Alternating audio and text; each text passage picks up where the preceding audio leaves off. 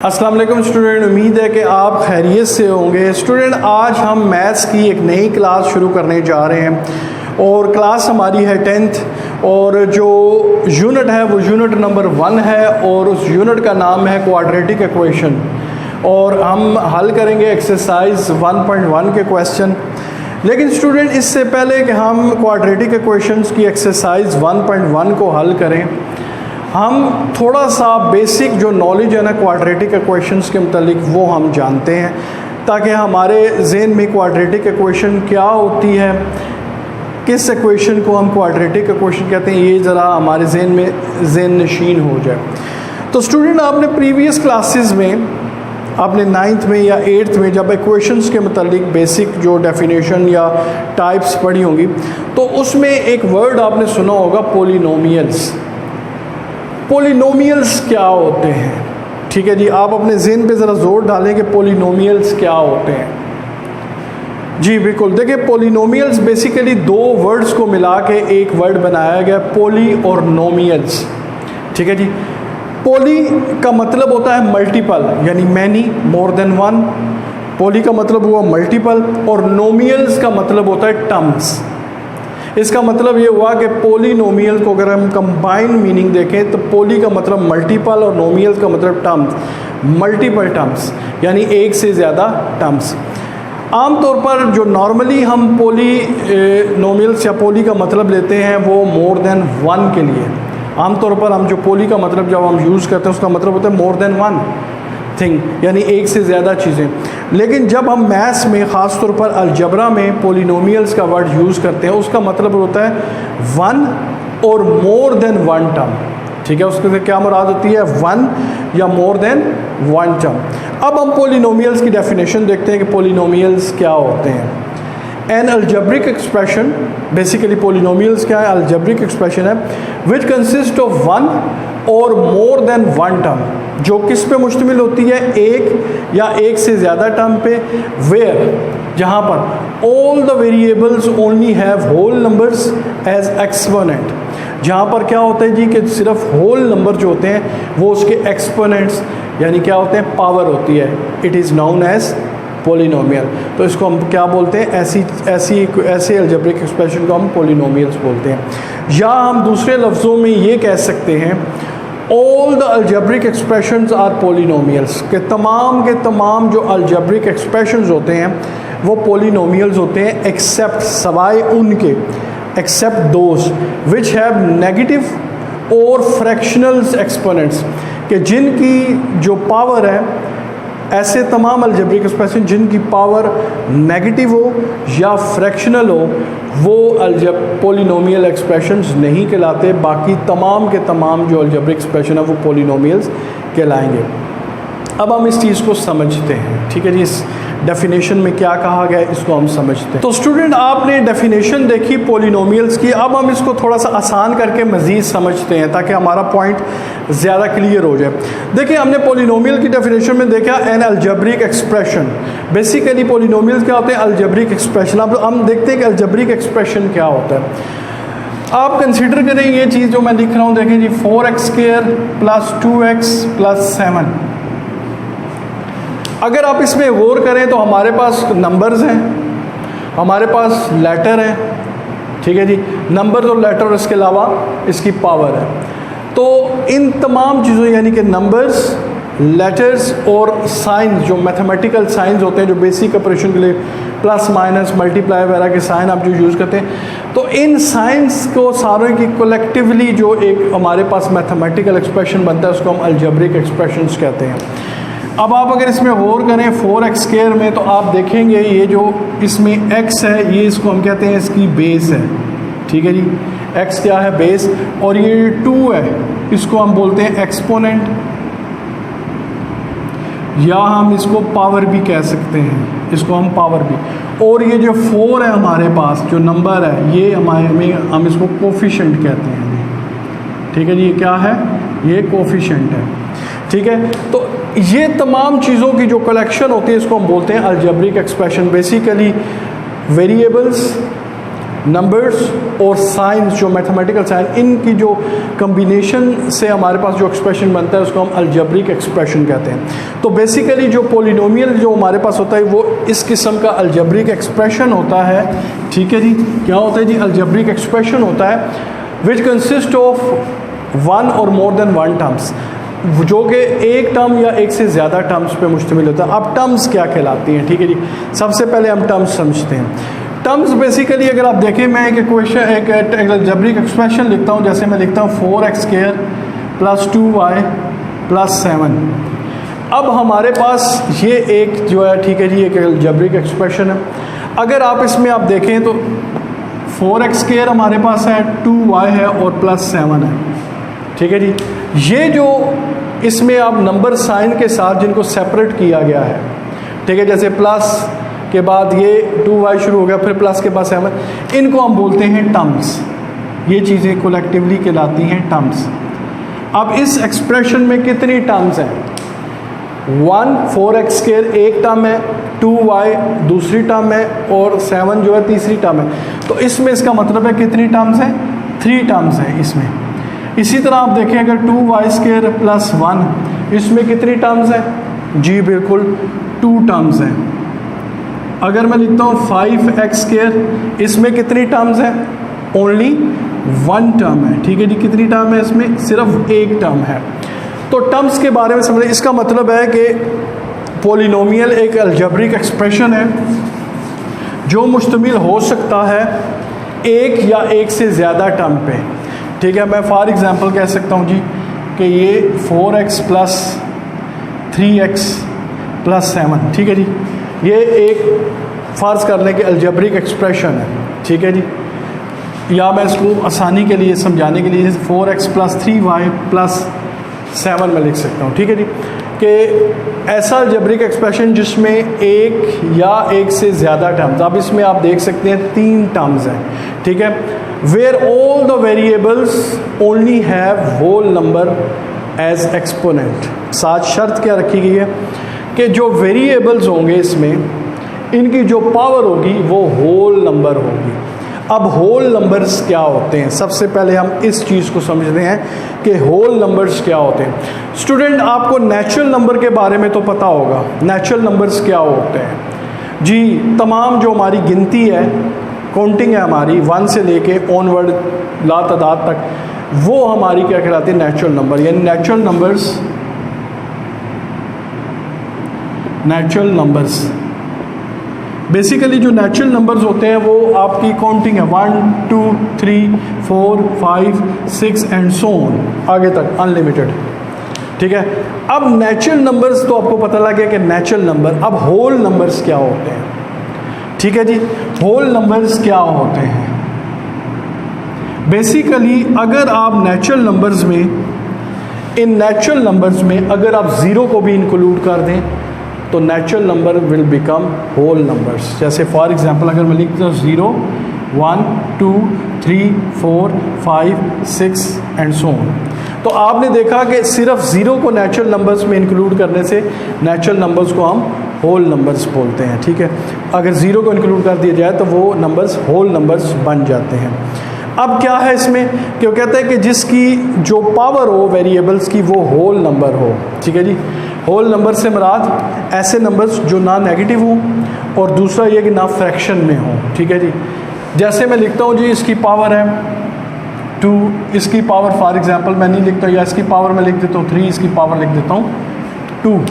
तो आप इसमें देख सकते हैं कि अब इसकी जो पावर है वो होल नंबर्स में है। ठीक है जी, होल नंबर्स हैं। ठीक है जी, यानी 0 से लेके ऑनवर्ड जितने भी नंबर उनके दरमियान में ये नंबर 3 जो है वो होल नंबर है, 2 जो है वो होल नंबर है। ठीक है, तो ये पोलिनोमियल कहलाएगा। ठीक है, ये अलजेब्रिक एक्सप्रेशन है जिसमें एक से ज़्यादा टर्म्स हैं। आपने देखा इसमें 3 टर्म्स हैं और इसकी जो पावर है वो होल नंबर है, that is called the polynomials.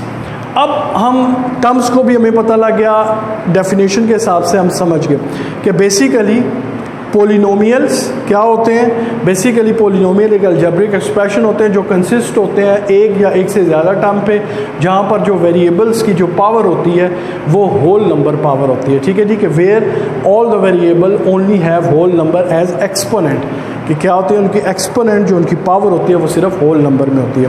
दूसरे लफ्ज़ों में जब हमने देखा था कि इसको हम आसान लफ्ज़ों में पॉलिनोमियल को हम ये भी कह सकते हैं कि तमाम के तमाम जो अलजेब्रिक एक्सप्रेशंस होते हैं वो पॉलिनोमियल्स होते हैं, लेकिन एक्सेप्ट सवाए उनके जिनकी ताकत नेगेटिव हो, यानी एक्सपोनेंट नेगेटिव हो या फ्रैक्शनल हो।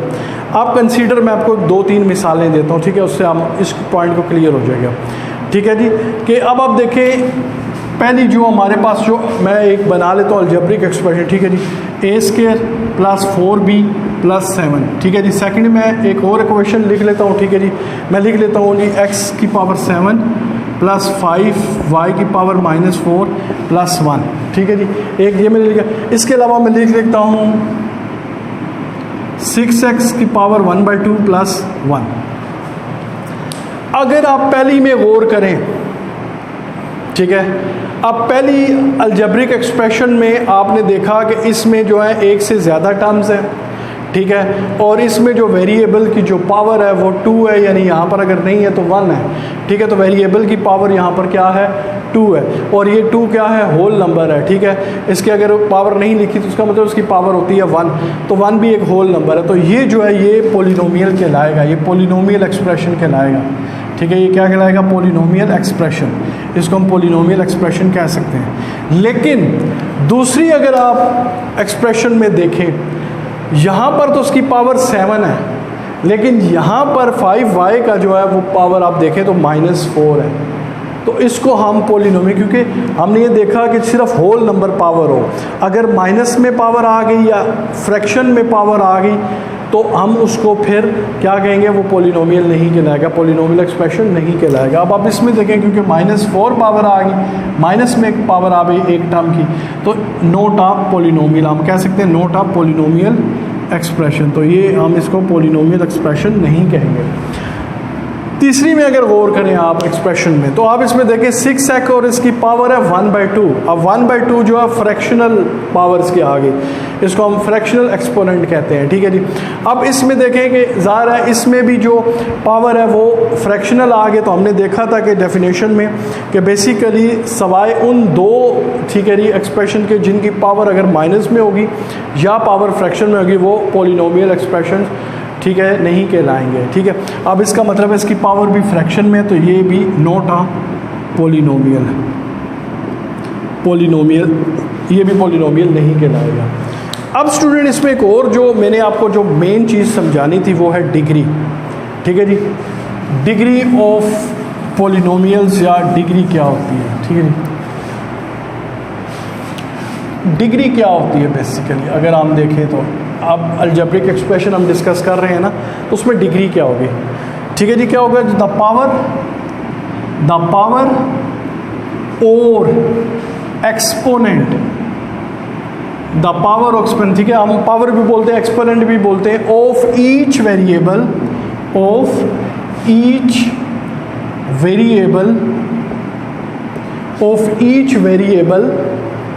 in a term, each variable in a term is called the degree of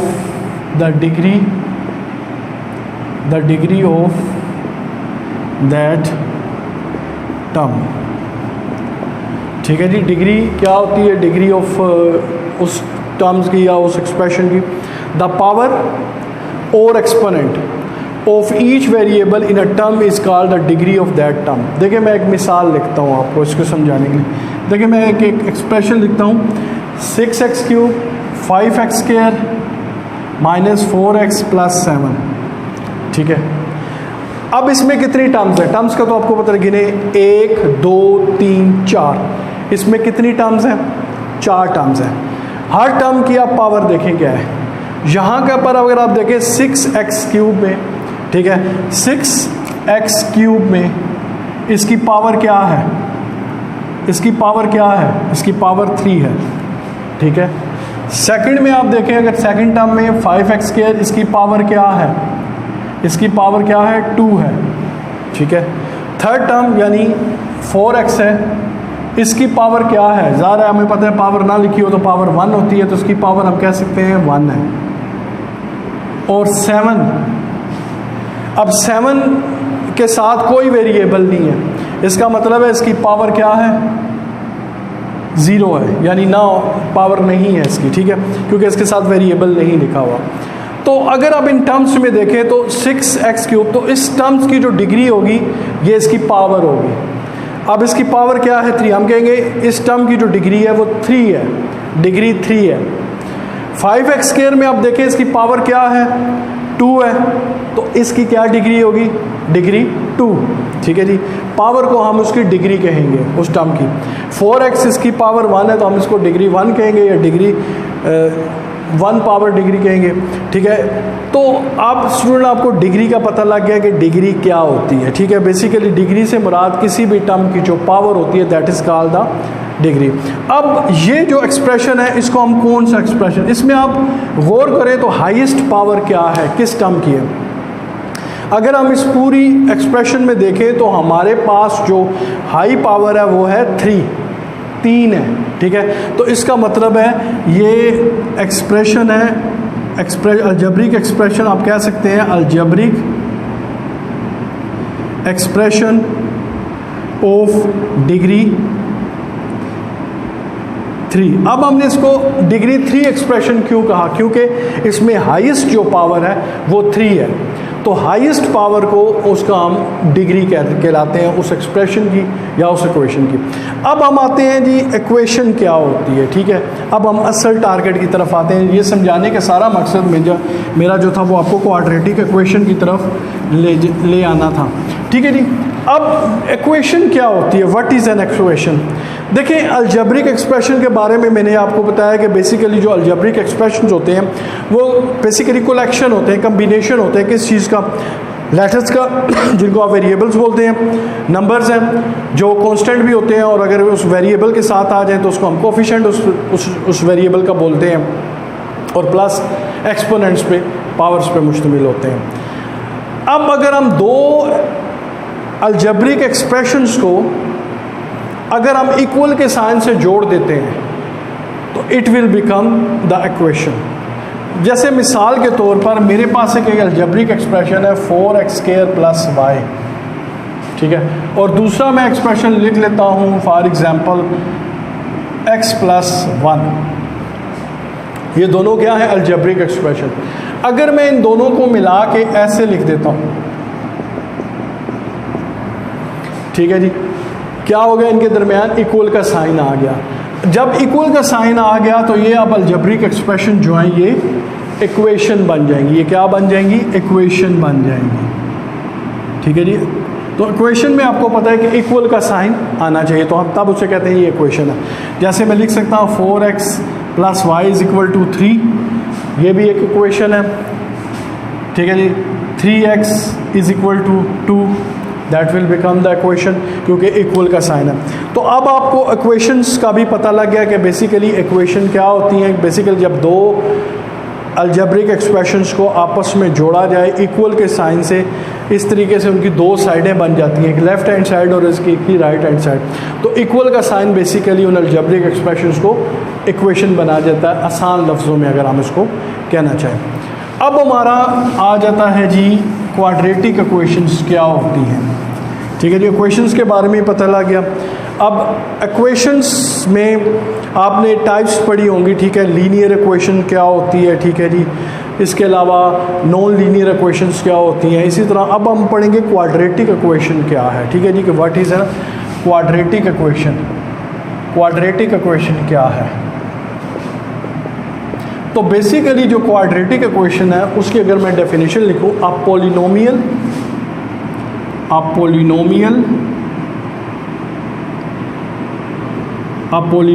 equation, a polynomial equation of the second degree, a polynomial equation of the second degree is called quadratic equation,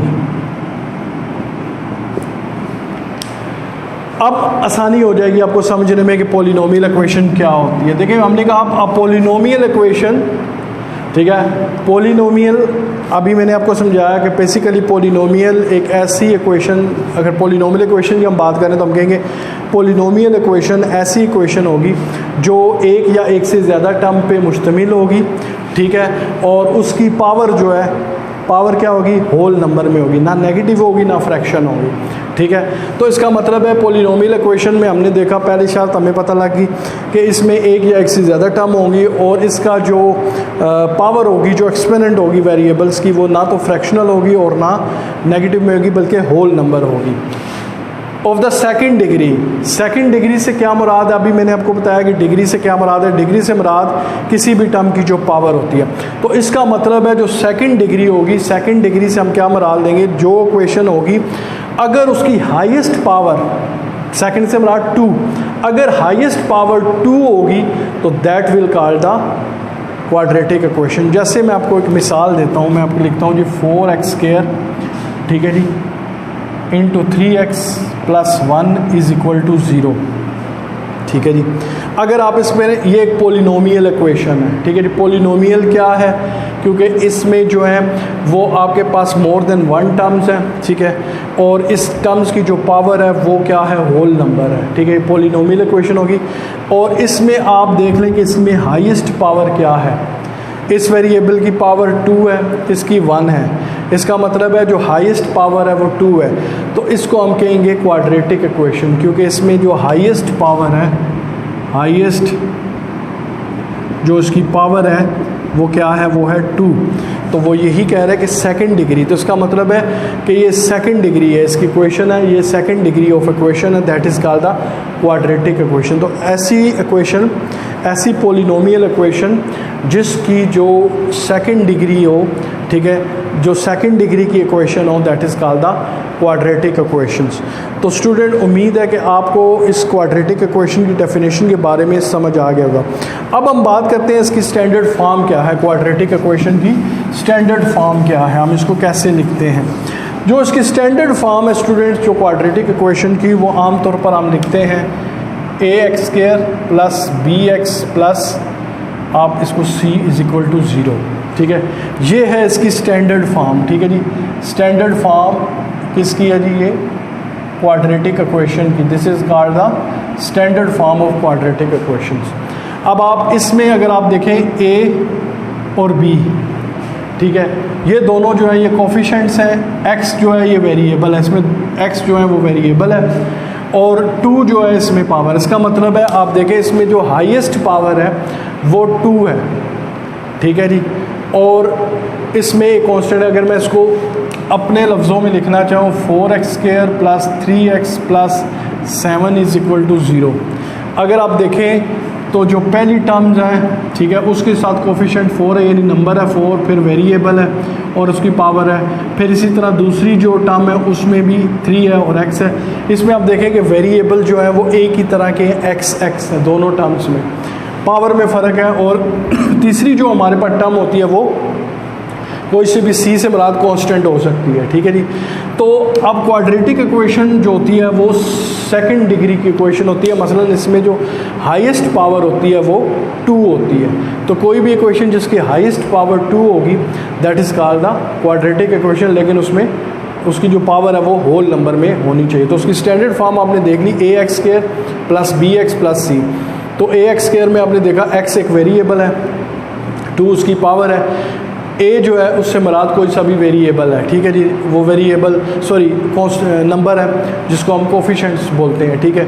इसी तरह bx में आप देख लें तो इसमें x variable है और b जो है उसका कोफिशिएंट है, कोई सा भी नंबर हो सकता है, ठीक है, जो कि मल्टीप्लाई होगा इस वेरिएबल से।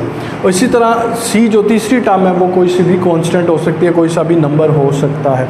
तो स्टूडेंट ये है standard form of quadratic equation. अब जब एक्सरसाइज हम शुरू करेंगे 1.1 तो उसमें आपको जो पहला जो कह लेंगे जो क्वेश्चन है उसमें वो आपको कहेगा कि क्वाड्रेटिक इक्वेशन की स्टैंडर्ड फॉर्म लिखें और या फिर प्योर क्वाड्रेटिक इक्वेशन कौन सी होती है, ठीक है। तो स्टूडेंट प्योर क्वाड्रेटिक इक्वेशन, अगर आपको क्वाड्रेटिक इक्वेशंस का पता है तो प्योर क्वाड्रेटिक इक्वेशन को समझना आपके लिए आसान है कि प्योर क्वाड्रेटिक इक्वेशन क्या होती है। Pure quadratic equation, pure quadratic equation क्या होती है। देखिए स्टूडेंट, इसी को हम समझ कर लेते हैं कि अब इसी को हम फ़र्ज़ कर लेते हैं कि b is equal to zero. हम फ़र्ज़ कर लेते हैं कि b की वैल्यू क्या है, ज़ीरो है। अगर हम इसको स्टैंडर्ड फॉर्म में लिखें ax² plus bx plus c is equal to zero. अब अगर इसमें आप b की वैल्यू पुट करें, b की वैल्यू क्या है, 0x इंटू सी और 0 ax², किसी भी वैल्यू को 0 से मल्टीप्लाई करें तो वो 0 हो जाएगी, मतलब ये ख़त्म हो गई, हमारे पास c बच गया। ठीक है जी, इसका मतलब ये हुआ कि अगर आप क्वाड्रेटिक इक्वेशन में से जो टर्म 2 है हाईएस्ट पावर वाली तो रहे कांस्टेंट, और वो टर्म, ठीक है जी, जो हाईएस्ट पावर वाली है, जो हाईएस्ट डिग्री वाली है वो रहे, तो वो और दूसरी जो टर्म है, ठीक है, वो निकल जाए बीच में, यानी जो बी टर्म है आपकी वो निकल जाए बीच में से, तो that is called the pure quadratic equation. तो इसको हम बोलते हैं प्योर क्वाड्रेटिक इक्वेशन। में आपने सिंपली क्या किया, बी को 0, मतलब कि इस हिस्से को आपने एलिमिनेट, जब 0 डाला इसकी वैल्यू ख़त्म होगी, तो आपके पास पीछे जो बच जाएगा ax² प्लस सी, यानी जो फर्स्ट टर्म है और जो आपके पास कांस्टेंट है, यानी कि डिग्री ऑफ 2 है तो ये क्वाड्रेटिक इक्वेशन बन जाएगी, क्योंकि डिग्री 2 है, मोर देन 1 टर्म्स पे है। लेकिन इसमें हमने देखा कि जो इसके दरमियान वाली टर्म है वो ख़त्म हो जाती है। This is called the pure quadratic equation. तो स्टूडेंट, अब हम नेक्स्ट वीडियो में जो है एक्सरसाइज 1.1 शुरू करेंगे। अब आपको standard form of quadratic equation का पता लग गया, प्योर क्वाड्रेटिक इक्वेशंस का भी पता लग गया, तो अब हमारे लिए एक्सरसाइज 1.1 शुरू करना आसान होगा। तो इंशाल्लाह अगली वीडियो में दोबारा मिलेंगे, तब तक के लिए इजाज़त दीजिएगा जी, अल्लाह हाफ़िज़।